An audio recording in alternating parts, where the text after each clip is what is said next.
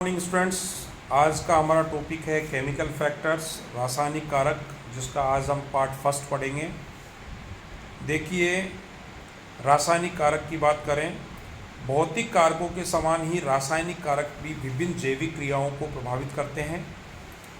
इनमें वायु, विशेषकर वायुमंडलीय गैसें, जिनमें जल, मिट्टी, पीएच, पोषक तत्व एवं अग्नि आदि प्रमुख रासायनिक कारक हैं। सबसे पहला और सबसे महत्वपूर्ण रासायनिक कारक की बात करें, वायु, एयर। वायुमंडल पृथ्वी को चारों ओर से घेरे वायु का आवरण है। यह कई गैसों का मिश्रण है तथा इसको निम्नलिखित 4 मुख्य स्तरों में विभक्त किया गया है। पृथ्वी के पास से यह स्तर मुख्यतः निम्न भागों में बांटे गए हैं। पहला शोभमंडल, ट्रोपोस्फियर। दूसरा समताप मंडल, स्ट्रेटोस्फियर। तीसरा ओजोन मंडल, ओजोनोस्फियर। और चौथा है आयन मंडल या आयोनोस्फियर।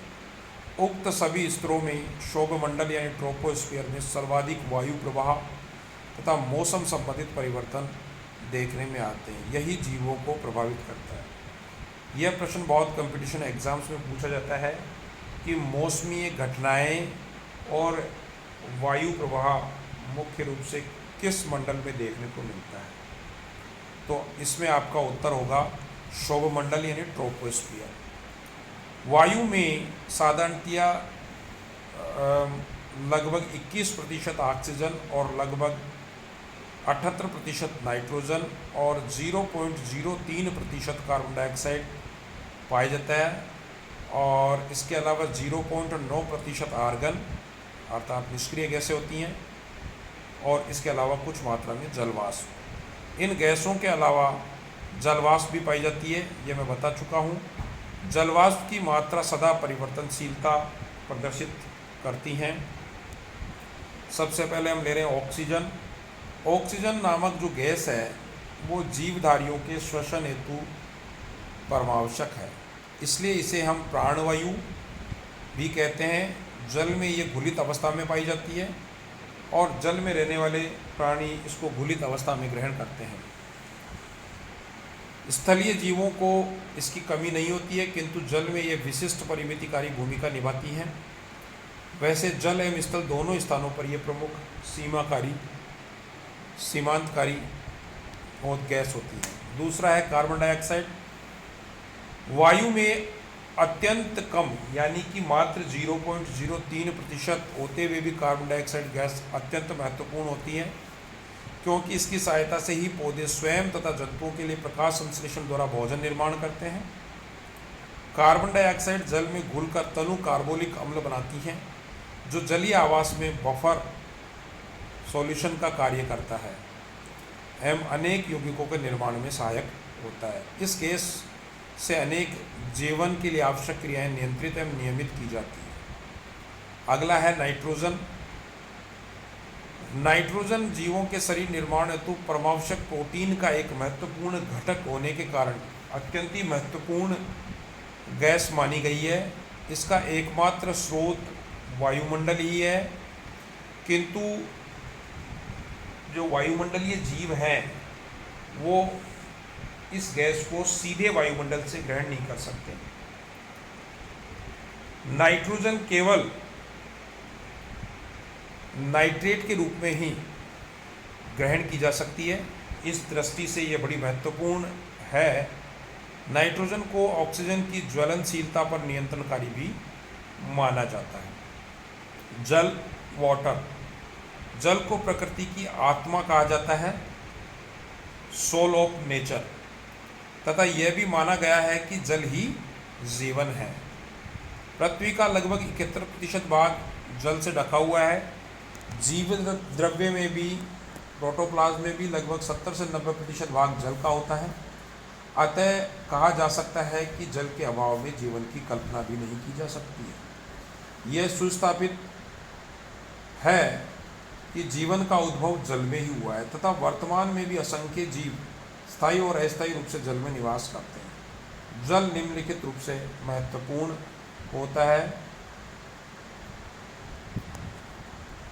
इसे जैव मंडल में प्राथमिक घोलक या यूनिवर्सल सॉल्वेंट माना जाता है। इसी गुण के कारण जल प्रत्येक पारिस्थितिक तंत्र हेतु महत्वपूर्ण हो गया है। जैविक शरीरों की प्रक्रियाओं में भाग लेने वाले अधिकांश तत्व यौगिक एवं मिश्रण जल में विलायकता का गुण प्रदर्शित करते हैं। जल का पृष्ठ तनाव अथवा सतही तनाव, जिसे हम तल तनाव भी कहते हैं, अत्यंत उच्च होता है यानी अधिक होता है। इससे जीवों के शरीर में जल की गति एवं आंतरिक कार्यकी के विभिन्न क्रियाओं को सहयोग मिलता है। जल की विस्कासिता यानी विस्कोसिटी अन्य द्रवों की अपेक्षा अधिक होने के कारण विभिन्न जीव जल के ऊपर तैर पाते हैं तथा यांत्रिक विक्षोभों से बच पाने में सक्षम होते हैं। चौथा, जल में ताप ग्रहिता भी अधिक होती है यानी ऊष्मा निहित रखने की क्षमता अधिक होती है। फलस्वरूप जल बहुत धीरे धीरे गर्म होता है और धीरे धीरे ठंडा होता है। इससे ये जीवों में ऊष्मीय स्थायित्व सहयोगी की भूमिका निभाता है। पांचवा पॉइंट, जल का घनत्व एवं पारदर्शिता भी इसके महत्वपूर्ण गुण हैं जो जैव मंडल में जीवों को नानाविध प्रकार से सहयोग करते हैं। अगला है जल का प्रभाव, इफेक्ट्स ऑफ वाटर। जल चूंकि ठोस, द्रव्य एवं गैसीय अवस्थाओं में साधारणतया मिलता है तथा एक से दूसरी अवस्था में आसानी से परिवर्तित हो सकता है, अतः जैव मंडल में प्रभावी भूमिका करने वाला इसको हम मानते हैं। आर्द्रता, ह्यूमिडिटी, वर्षा, जल वाष्प आदि कारक पौधों और जंतुओं को अत्यधिक प्रभावित करते हैं। सापेक्षिक आर्द्रता रिलेटिव ह्यूमिडिटी के कारण विशेष प्रकार के वनस्पति एवं जीव जंतुओं की उपस्थिति किसी स्थान विशेष पर देखी जा सकती है।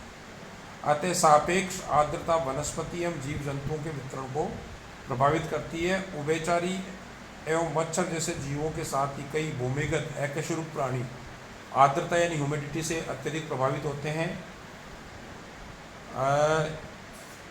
ये जो फिश है उसका प्रजनन आर्द्रता से सीधा संबंधित माना गया है। सिल्वर फिश का जो प्रजनन है वो आर्द्रता से सीधा संबंधित माना गया है। सिल्वर फिश हेतु यह 90% आपेक्षिक आर्द्रता इसके जनन के लिए अनुकूल परिस्थिति का निर्माण करती है।